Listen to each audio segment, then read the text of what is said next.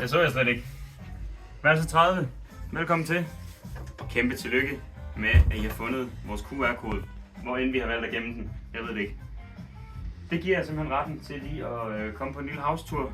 Ind og se, hvordan det har set ud før jer. Men jeg har jo en roomie, og han står bag kameraet lige nu. Ham synes jeg simpelthen lige skal se. Mit navn er Emil, og her har I Botan. Ja, velkommen til værelse 30. Det mest legendariske værelse på hele højskolen. Og det er det fordi, at på trods af at der kun er 2 senge, så har jeg faktisk 2 roomies mere. Og det ser vi her i akvariet. Den første gang, der er et akvarie på den her højskole. Og her har vi vores roomie Midas. Og herom, der har vi vores snegl. Tingene indeni.